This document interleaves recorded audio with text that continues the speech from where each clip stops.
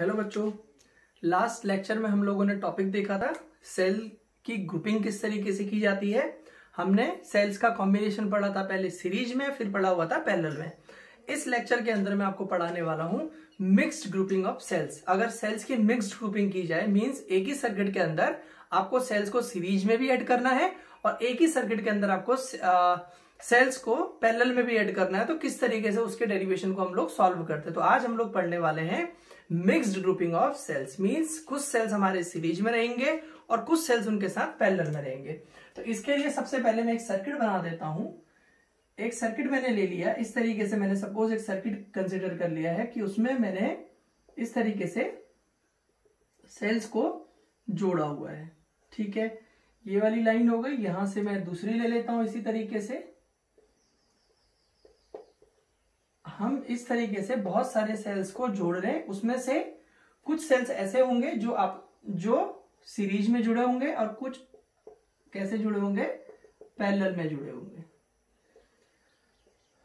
तो आप यहां पे ध्यान से देखिए इसको।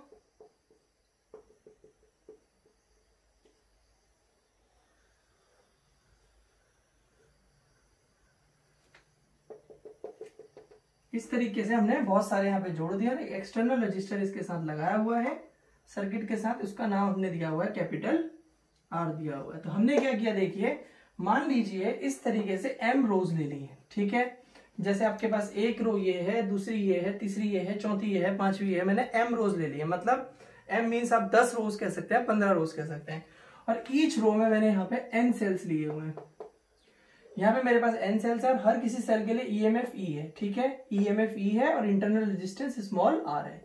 मैंने क्या किया, एन सेल्स ली, एक रो में एन सेल्स ले रखी हैं, हर सेल का ईएमएफ ई लिया है, इंटरनल रेजिस्टेंस स्मॉल आर लिया हुआ है। सेकंड वाले में भी मैं इसी तरीके से देखता हूं, हर किसी सेल का ईएमएफ ई है और आर है। तो मैंने कहा कि we have taken m rows of n cells in each rows of EMF E and internal resistance small r। तो अब ये देखिए, ये इनको आप देखोगे ये सीरीज में है, ये सीरीज में, इस लाइन में जो होंगे वो सीरीज में, यहां जो होंगे वो सीरीज में, जितने भी होंगे सब सीरीज में। लेकिन अगर इन रोज को आपस में देखोगे तो रोज आपस में कैसे हैं, पैरेलल में है।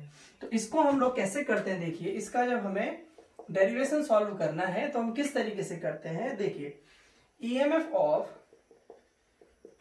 ऑफ ईच रो तो कितना हो जाएगा, देखिए जैसे अब इस रो की बात करते हैं, कितना होगा, E plus dot dot dot plus E, कब तक, अप टू ई।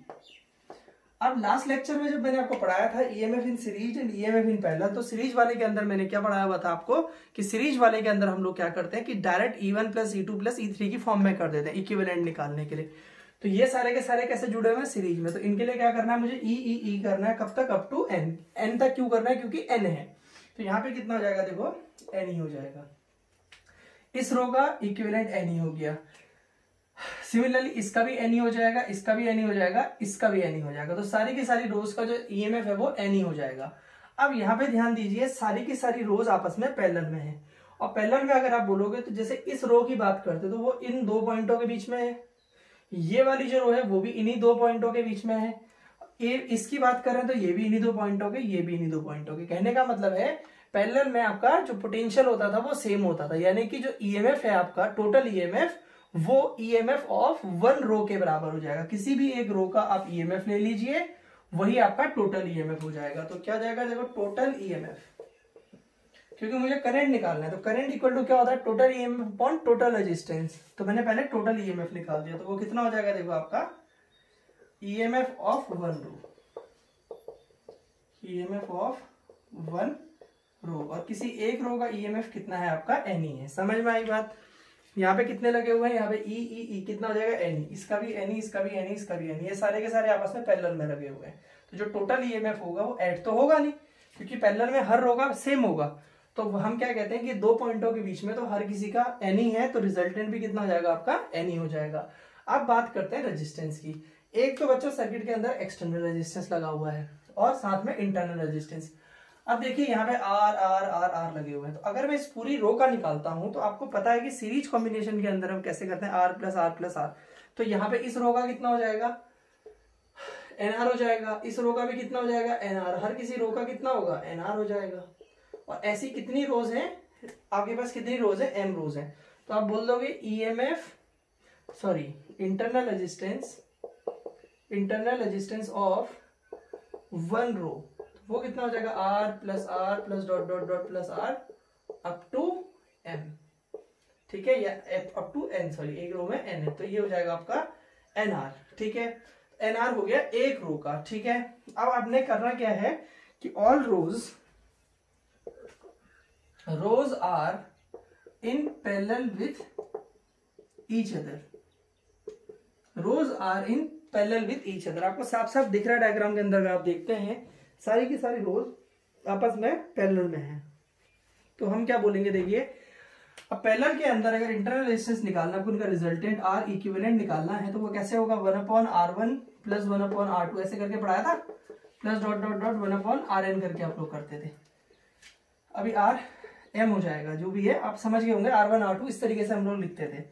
तो अब हमने क्या करना है, इस रो का कितना है 1/nr हो गया, plus 1/nr plus dot dot dot 1/nr, nr इसका nr इसका nr कितनी है, ये m है, तो क्या हो जाएगा यहाँ पे अप टू m हो जाएगा। तो देखिए अगर ये 2 होते सिर्फ तो 2/nr लिखते, 3 होते तो 3/nr लिखते, 4 होते तो 4/nr, कितने m है तो m/nr हो जाएगी। ये वैल्यू किसकी निकल के आ गई, आपकी R इक्विवेलेंट की निकल के आ गई। तो यहां से R इक्विवेलेंट आ जाएगा आपका nr/m।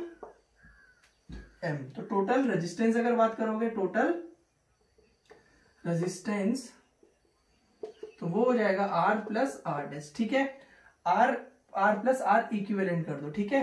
तो आपके पास R प्लस nr/m हो गया।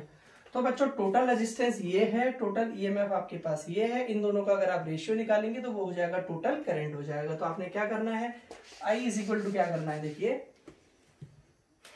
I इज इक्वल टू क्या होता है, total EMF upon total current.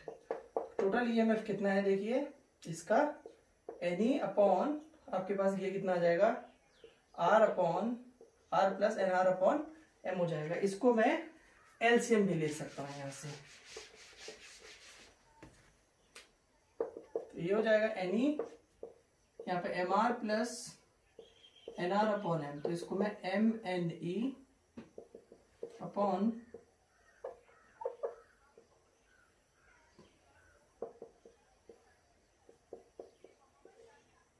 Total current आपने ये निकाल दिया है। ये this is the expression for total current. इसको नोट करिए जल्दी से, फिर हम लोग इसमें और डिस्कस करने वाले हैं।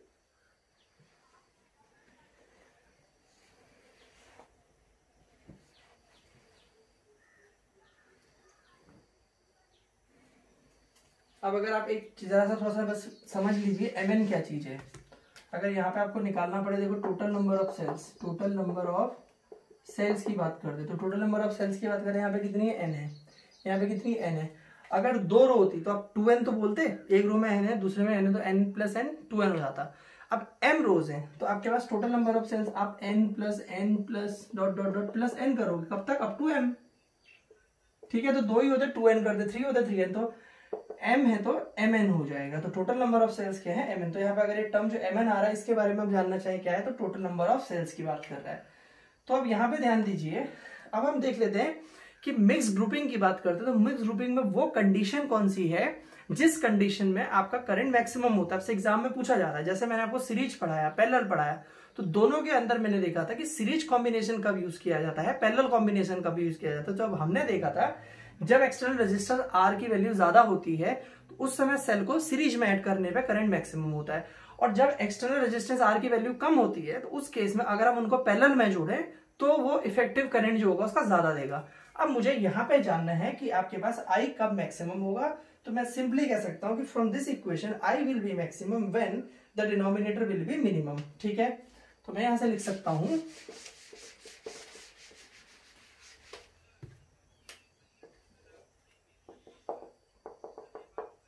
I will be maximum when denominator will be minimum, ठीक है। Sorry, denominator will be maximum. जब डिनोमिनेटर आपका ये मैक्सिमम होगा तो ये करंट की वैल्यू अपने आप आपकी मिनिमम हो जाएगी, और अगर इसको मैक्सिमम करना है तो हमको इसको क्या देखना पड़ेगा, फिर आपका मिनिमम। हम कंडीशन देख रहे हैं, हम दोनों कंडीशंस यहाँ पे डिस्कस कर सकते हैं कि करंट हमारा कब मैक्सिमम होगा। अगर मैक्सिमम देखना है यहाँ पे तो हमें डिनोमिनेटर को क्या देखना पड़ेगा, मिनिमम देखना पड़ेगा। हम इसको क्या करते हैं, देखिए यहाँ पे mr प्लस nr लिखा हुआ है, इसको आप √mr square plus √nr square लिख सकते हैं, ठीक है। इसमें हमने क्या किया, is equal to √mr square ऐसे ही रहने दिया प्लस √nr स्क्वायर ऐसे ही रहने दिया। क्यों, क्योंकि स्क्वायर रूट करोगे तो mr आ जाएगा, इसका करोगे तो यहाँ पे mr आ जाएगा। इसमें हम 2√mnr को हम यहाँ पे ऐड कर देते हैं, सब्सट्रैक्ट कर देते हैं, और उसी को हम लोग यहाँ पे ऐड कर देते हैं, ठीक है। तो √mn √r को हम यहाँ पे ऐड कर देते हैं, ये पूरा टर्म लिख दो √mr और यहाँ पे √nr ले लिया और प्लस 2√mr और √nr ले लिया, ठीक है। इसको मैं लिख सकता हूँ √mr minus √nr whole square, तो ये a square plus b square minus 2ab बन गया है, और आपके पास प्लस 2√mr और √nr। आप इस तरीके से इसको लिख सकते हैं। जल्दी से इसको नोट करिए फॉर्म को, ठीक है। ये फॉर्म बना के क्या होने वाला है, अब मुझे देखना है कि मेरा जो डिनोमिनेटर है उसको मुझे मैक्सिमम देखना है। तो डिनोमिनेटर को मैक्सिमम की बात करते हैं। अब यहां पे ध्यान दीजिए, हमको i को मैक्सिमम देखना है। i मैक्सिमम कब होगा, जब ये वाला टर्म हमने कहा मिनिमम होगा। तो मैं ये बोल रहा हूं कि अगर मैं मिनिमम टर्म की बात करता हूं तो मैंने इस टर्म को ऐसे लिख दिया है, देखो mr प्लस nr को मैंने इस तरीके से लिख दिया है। तो कहने का मतलब है कि अगर i मैक्सिमम करना है तो ये टर्म को मुझे मिनिमम करना पड़ेगा। तो मैं एक बात तो क्लियरली जानता हूं कि ये जो टर्म है, ये देखिए कितना अगर आसान होता, ये टर्म तो कभी भी नेगेटिव नहीं हो सकता। मतलब अगर इस टर्म में से कुछ माइनस कर दूं, जैसे मान लो 10 होता, ये -2 होता, तो 10 - 2 कितना आता, 8 आता। ये -3 होता तो 7 आता। तो अपॉन की वैल्यू छोटी से छोटी होते जाती। तो कहने का मतलब क्या है कि अगर ये नेगेटिव हो सकता था तो ये वैल्यू को डिक्रीज करता, लेकिन स्क्वायर रूट कभी भी नेगेटिव होता नहीं है। स्क्वायर रूट कभी भी नेगेटिव नहीं होता। तो इसका मतलब क्या हो गया कि इसकी जो मिनिमम वैल्यू पॉसिबल है इस टर्म की, वो this term is equal to 0। तो मैं कह रहा हूं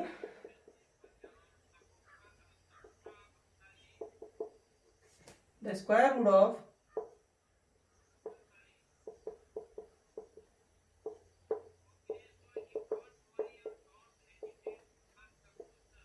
will not be negative। ये नेगेटिव नहीं हो सकता है। तो अगर ये नेगेटिव नहीं हो सकता तो इसका मतलब ये टर्म को मैं सिर्फ क्या लिख सकता हूं, इसको मैं यहां से इज इक्वल टू क्या कर सकता हूं, 0 कर सकता हूं। ये इसकी मिनिमम वैल्यू होगी। जैसे मिनिमम क्या होता है, अगर आप बात कर रहे हैं 0, इधर को जाता है प्लस, इधर को जाता है माइनस की बात करते हैं। तो अगर आप यहां बोल रहे हैं 0 पे लेके चल रहे हैं, इसके इधर जाएंगे प्लस, तो 0 से छोटा तो नेगेटिव में वैल्यू होती है, लेकिन ये नेगेटिव कभी भी हो नहीं सकता। तो आपके पास ये रिलेशन निकल के आ गया है। आप यहां से इसको उधर ले जाकर कैसे लिख सकते हैं, क्या √mr is equal to √nr, इस तरीके से इसको लिख सकते हैं आप यहां से। अब आप चाहें तो